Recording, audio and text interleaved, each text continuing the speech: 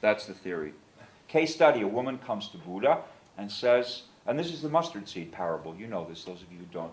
It's a case study for us. So the woman comes to Buddha and says, I've lost my baby has died. She's inconsolable because her baby has died. And she thinks that Buddha is some kind of wizard or magician who can bring her baby back to life, because the rumors have already spread that he has superhuman powers. And so she's inconsolable and she wants her baby to come back to life. So Buddha is her last resort. And he says to her, he doesn't want to tell her the truth just yet, because he sees how sad she is. And you would make her cry more, Michael, and then she'd get better. But Buddha, what Buddha did was he said to her, well, I can help you, but what you need to do first is go to every home in the village and collect from each home a mustard seed, from each home which has not known death.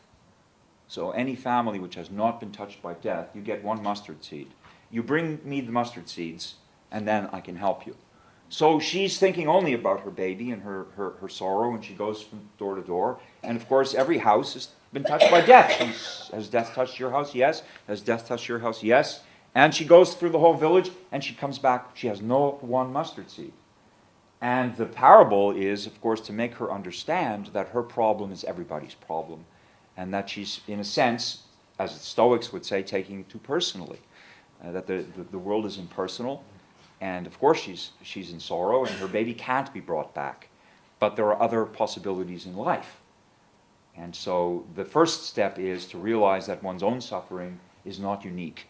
Always to understand that other people suffer too.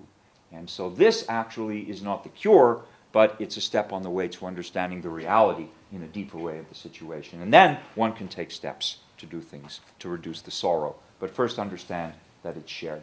Get out of one's own shell. That's easier said than done. That's the parable. But it seems to me that it's arguably a case study in philosophical counseling. He didn't sell her a religion. Right? He didn't say, okay, here's what you do. He didn't give her a prescription that had to do with any power outside herself. Right? He did not give her religio, bonding to a godhead. He didn't do that. He didn't give her a prescription. He didn't say, here, take 2 of these, call me in the morning.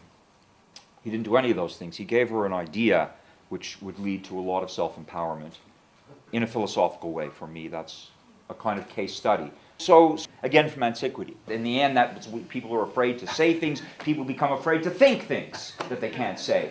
So we have to. My remedy is insensitivity training, and one of the exercises is to look at the great insensitivists and see how much they've accomplished toward realizing that if you take offense, it's your responsibility.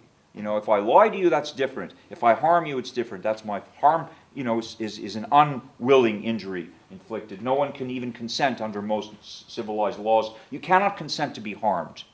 But, you can certainly consent to be deceived. We're all self-deceived. So we've all consented to that.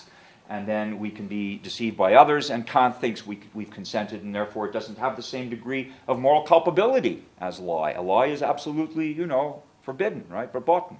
But we can certainly deceive. We can certainly deceive one another. And we do.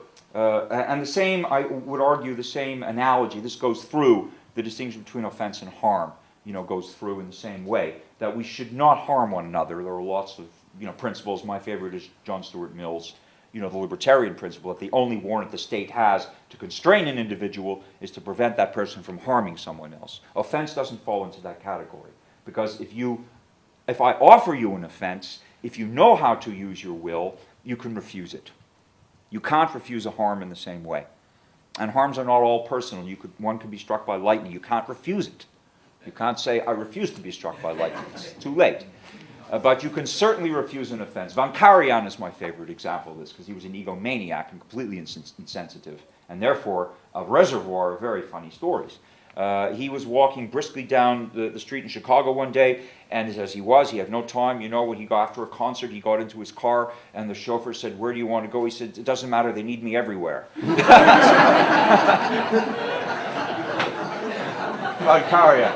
We could have a whole conference on this guy, okay?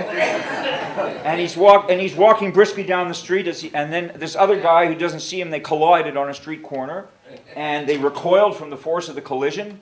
And the guy who collided with Von Karajan looked at him and said, imbecile. And Von Karajan Looked back, he took off his hat, he said, "Von Karajan."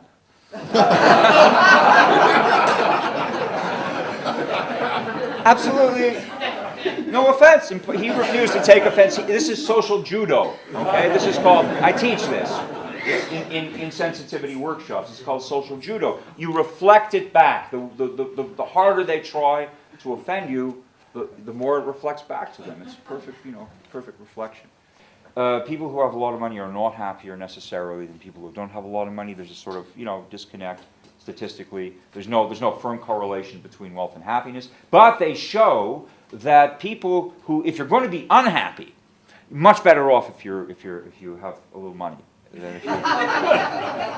Because then you can afford to indulge your unhappiness. You can afford to try and escape your unhappiness. If you don't have bus fare to go downtown, you're sitting there unhappy. There's nothing you can do. You feel more trapped in it. People who have a little money have the illusion that they can, that they can do something about their unhappiness. But it's not a pursuit, and that's why they never catch it with money. It's inside. It's Thomas Jefferson's only real mistake, I think, is this pursuit of happiness phrase. There's nothing up there.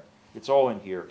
And I'm getting happier all the time, and my mouth is actually getting smaller on some days, and